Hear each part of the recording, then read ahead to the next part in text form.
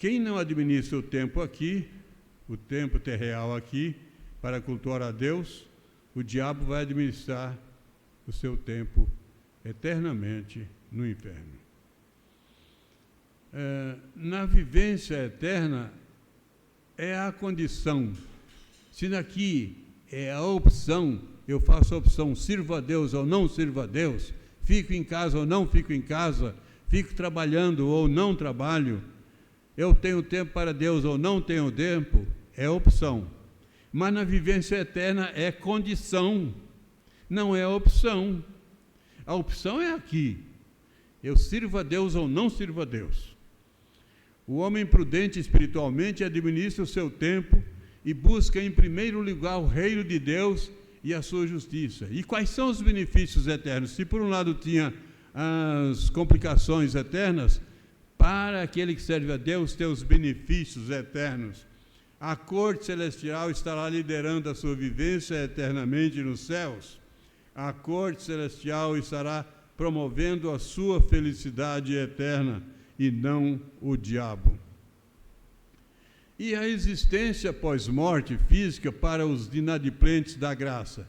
Consequências danosas. Exponho algumas. Lançados no inferno para sofrimentos eternos, esgotam as possibilidades de evangelização, lamentam o tempo perdido e os desejos bons, porém, impossíveis de realizá-lo. Qual foi a complicação desse homem que Jesus fala que estava lá no inferno? Ele olha e ele consegue contemplar a felicidade daquele salvo, mas ele está em tormento.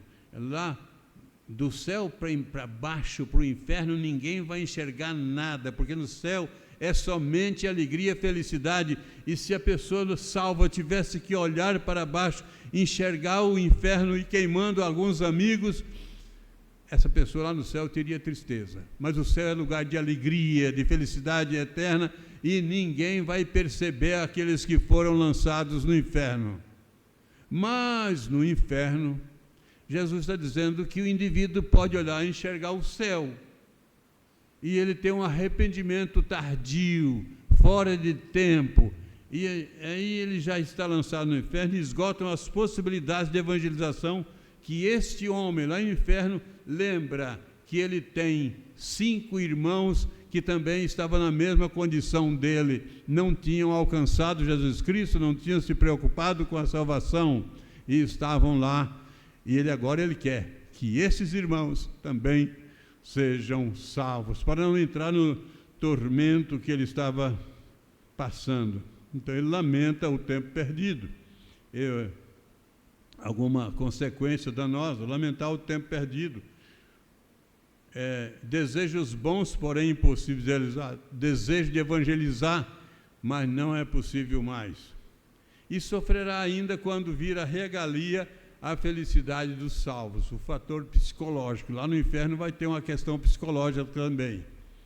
Ele vai olhar para cima, vai ter um fator psicológico olhando e falando assim, mas que coisa, aquele indivíduo que era sem motivação ali na minha frente, e ele está lá com toda aquela regalia, e eu que tinha bastante aqui nesse sofrimento. O céu não é comprado.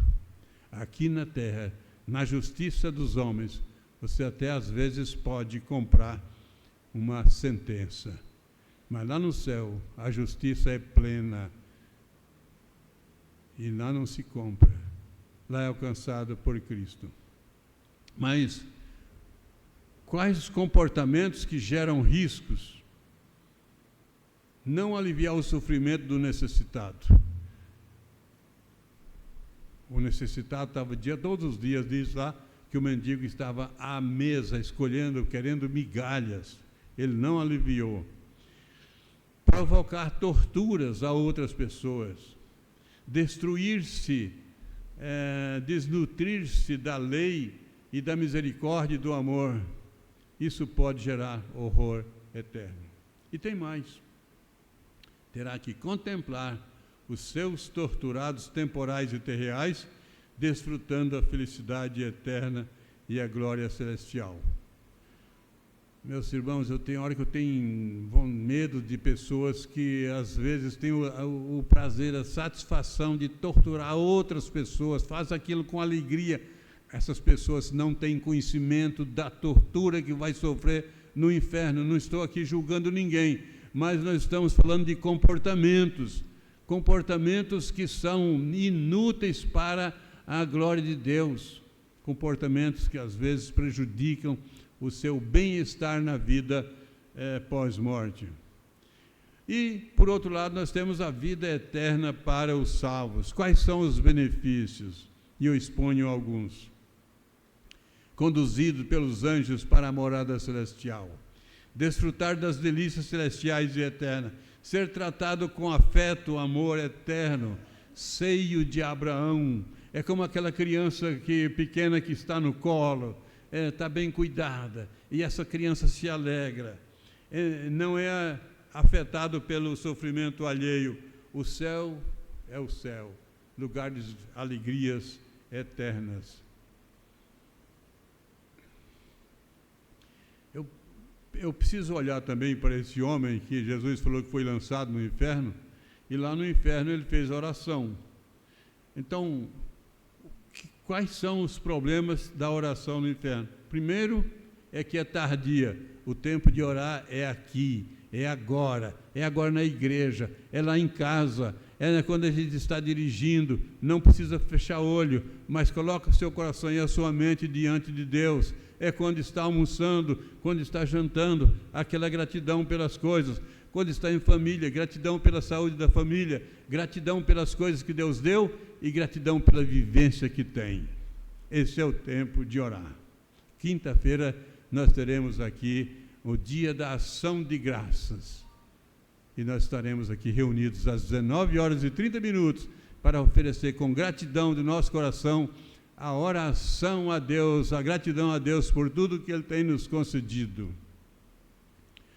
A oração no inferno não envolve comunhão com Deus, é nula e sem proposta divina. Ele está lá no céu orando, manda que Lázaro venha aqui.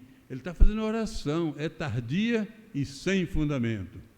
Mas também no texto, sofrimentos eternos, especificado pelo desprovido da graça como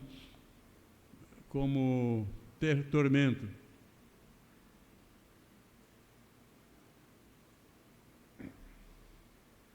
Então, para quem são os sofrimentos eternos? Para quem está desprovido da graça salvadora. E lá é lugar de sede insuportável.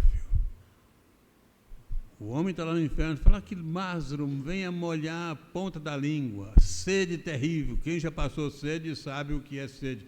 Mas essa sede lá no inferno não é uma sede como essa que nós passamos aqui.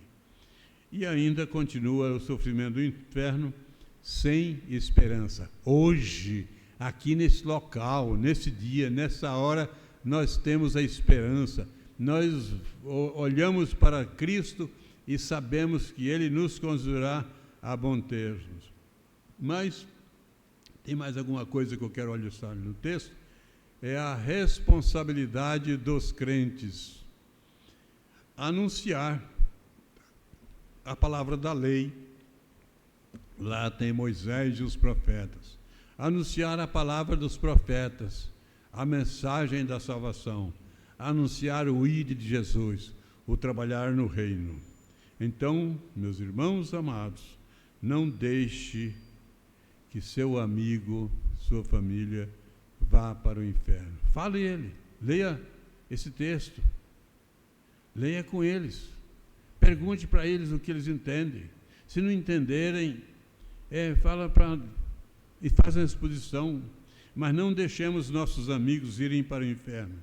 Que Deus esteja nos abençoando, nos dando coragem de falar que o céu é bom, mas que o inferno é terrível. Contar para as pessoas que nós conhecemos que Jesus Cristo é o único que pode conduzir. Se não conduzir as pessoas elas não irão. Então, aquelas pessoas que montaram a sua base em Cristo aqui, serão conduzidas por Ele para as delícias eternas. E aquelas que não tomaram conhecimento, não se importaram, não olharam para a sua alma, que vai sofrer eternamente, essas pessoas perderão o privilégio de morada nas regiões celestiais com Deus, a Trindade Santa e os anjos. Que Deus nos abençoe. Vamos orar?